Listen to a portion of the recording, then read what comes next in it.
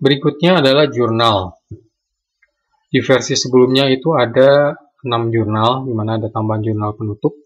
Tapi di sini jurnal penutup dihilangkan dan memang sengaja dihilangkan karena memang akhirnya tidak ada kebutuhan terhadap jurnal penutup kalau di tahun berikutnya itu sifatnya hanya memindahkan data.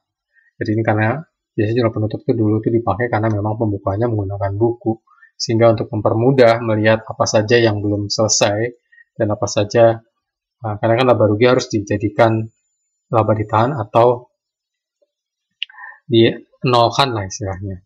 Sedangkan di sini sedang dengan menggunakan program komputer tidak perlu penutup yang sifatnya administratif atau formal, tapi hanya tinggal menulis saja angkanya sesuai tempat yang disediakan. Ya, kalau ingin tetap melihat atau menggunakan program yang ada jurnal penutupnya, ada neraca lajurnya, itu bisa menggunakan program yang untuk belajar akuntansi. Ya. Kalau ini sudah lebih advance, jadi semuanya sudah dibuat otomatis. Oke, dan seperti kita tahu ada namanya jurnal umum, kas, penjualan, pembelian, penyelesaian. Berbeda dengan jasa. Jadi jasanya jurnal umum dan penyesuaian, di mana seluruh transaksi masuknya di jurnal umum ya, transaksi utamanya. Kalau jurnal ini dibagi umum, khusus, dan penyesuaian, di mana khususnya ada kas, kemudian penjualan piutang, dan pembelian piutang. Prinsipnya begini, seluruh transaksi yang melibatkan kas diisinya di jurnal kas. Ya. Seluruh transaksi yang melibatkan piutang, apakah itu penjualan ataupun penerimaan piutang, diisinya di jurnal penjualan atau piutang. Seluruh transaksi yang melibatkan pembelian dengan utang ataupun pengeluaran yang sifatnya utang, diisinya di jurnal pembelian atau utang. Ya. Kalau misalnya ada piutang kemudian dibayar, piutangnya di jurnal piutang, pembayarannya di jurnal kas. Ya. Saya kira teman-teman yang belajar akuntansi atau sudah paham akuntansi sudah sangat mengerti ya, jadi tidak perlu dijelaskan lebih lanjut. Kemudian untuk pengisian, ini saya langsung aja pengisian di jurnal kas ya, karena ini jurnal utamanya.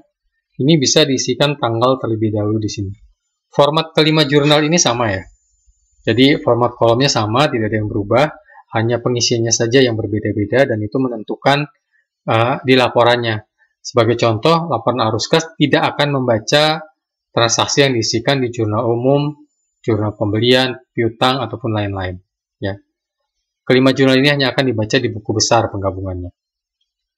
Oke, ini pengisiannya perhatikan, ini pengisian harus sesuai format tanggal.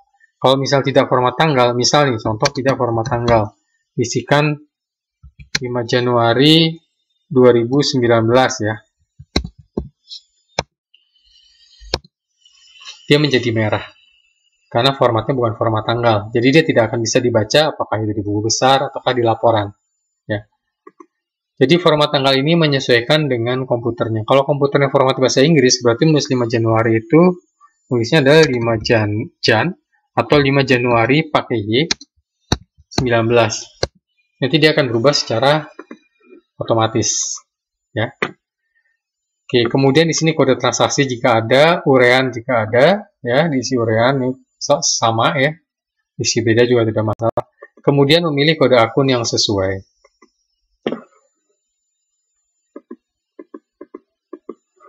Dan perhatikan di sini, kalau misalnya kode akunnya lupa, ini bisa dilihat di sini, di bagian atas kode akun yang misalnya tadi 110 itu apa. Ya.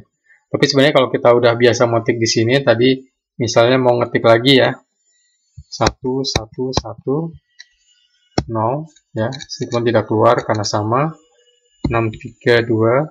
Jadi untuk yang memang tidak ada padanannya, dia sudah otomatis nanti biasanya akan muncul angka bantuannya ya, sehingga jadi tidak perlu menghafal. Kemudian di sini diisikan debit dan kreditnya. Ya udah pasti di sini kalau debit kreditnya sama, otomatis dia akan seimbang. Perhatikan bahwa seimbang di sini belum tentu seimbang di neraca ataupun laba rugi, karena itu tergantung tadi pilihan akunnya dan pembagian antara debit dan kreditnya. Ya. Kemudian di sini kalau ada cabangnya, teman-teman bisa memilih cabangnya di sini. Kemudian kalau ada produk dagangnya yang pengen di track, ini opsional ya, bisa dipilih produknya misalnya di sini pada saat penjualan. Kemudian di sini nomor PO-nya bisa diisi, ini nomor suppliernya. Ya, ini kalau mau men-track. Ini kalau men-track itu untuk buku utang itu perlunya ID supplier, tapi kalau pengen ngecek juga invoice-nya bisa diisikan nomor PO-nya, bisa diisikan nomor PO-nya di sini.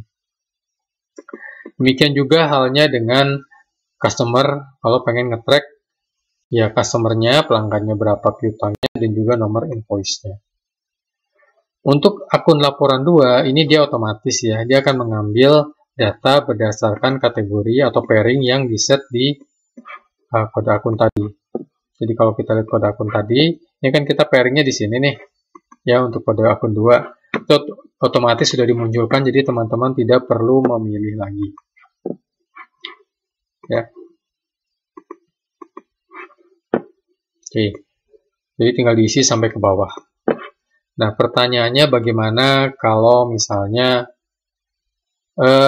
butuh baris tambahan.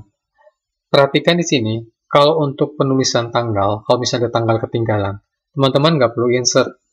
Bisa ditulis di baris kosong di bawahnya, ya, karena sudah akan diurutkan dan direkap secara otomatis sesuai tanggal dan bulannya. Jadi tidak perlu insert. Perlu insert kalau memang teman-teman merasa, wah ini saya kurang barisnya bagaimana. Yang perlu dilakukan kalau misalnya kurang, itu pertama adalah membuka kolom A dan D ini terlebih dahulu ya, di unhide. Kemudian di sini dipilih, kemudian dibuat jadi hitam ya. Perhatikan di sini ada angka ya. Nah, setelah itu teman-teman bisa melakukan copy insert. Di sini saya coba yang kosongnya ya. Oke, di sini pilih misalnya 3, copy, insert. Jika sudah selesai, itu teman-teman bisa memilih 3 baris ini ya. Dari yang paling atas sebelum dilakukan copy insert, ini di drag atau ditarik ke bawah sampai bagian yang paling terakhir setelah copy insert. Tujuannya untuk agar formula ini tersambung. Kemudian angka yang ini opsional ya. Memang jadi tidak berurutan kan. Perhatikan ini 281, 282. Di sini ada 2792. Ini bisa diurutkan ke bawah. Hanya saja yang jadi pertanyaan adalah kalau diurutkan ke bawah, ini masih diurutkan hingga baris ke ini jurnal kas ya, ke 10.000 atau ke 12.000. Nah, jadi ini opsional untuk diurutkan, tidak diurutkan, tapi mungkin bagi teman-teman kalau ingin melihat referensinya bisa melihat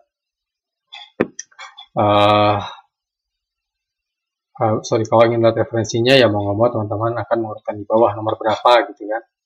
Tapi ini adalah tidak mandatori kalau teman-teman melakukan copy insert.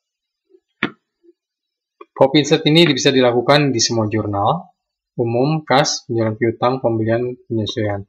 Saya tidak perlu menjelaskan cara pengisian di jurnal lain-lain karena cara pengisiannya sama dengan cara jurnal kas, pengisian di jurnal kas. Hanya penempatannya tadi penempatannya berbeda tapi cara pengisiannya sama. Kemudian untuk buku besar, di sini ada buku besar utama yang teman-teman bisa pilih akunnya di sini, ya. Kemudian bisa memilih tanggal awal dan akhirnya dalam 1 tahun pembukuan tersebut. Jadi akan difilter seperti ini. Ya, baris maksimum dari buku besar ini hanya 1000. Jadi kalau teman-teman ternyata dalam 1 tahun itu lebih dari 1000, misalnya sebagai contoh akun kas ya, rekening kas misalnya sebulan ada 300 transaksi, berarti ada 300 baris di sini, otomatis dalam 4 bulan lebih dari 1000. Bagaimana caranya? Ada 2 cara. Satu cara tadi memfilter ini, ya. Memfilter ini dari bulan misalnya mulai Januari sampai Maret, jadi 1 Januari sampai 31 Maret dicetak, kemudian difilter lagi dari 1 April sampai 30 Juni. Ya, demikian seterusnya. Itu cara pertama. Cara kedua adalah memfilter langsung di jurnal kasnya. Ya. Jadi, oh ya, tadi pada saat insert ini jangan lupa di hide lagi ya, biar tidak terlalu mengganggu. Ya. Jadi yang perlu kan adalah memilih di sini ya. Oke.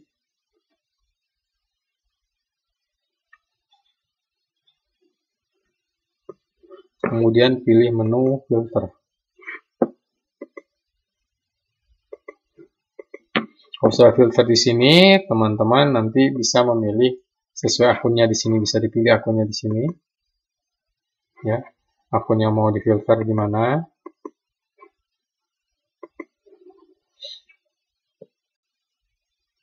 Nah, terlihat bahwa semuanya akan terfilter.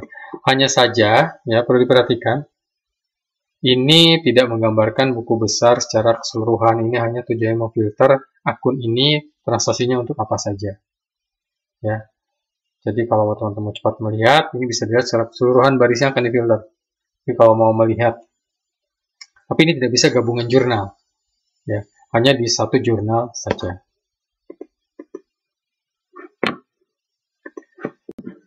Oke, kemudian buku hutang pada prinsipnya sama, ya, tadi kan buku besar, buku hutang itu sama.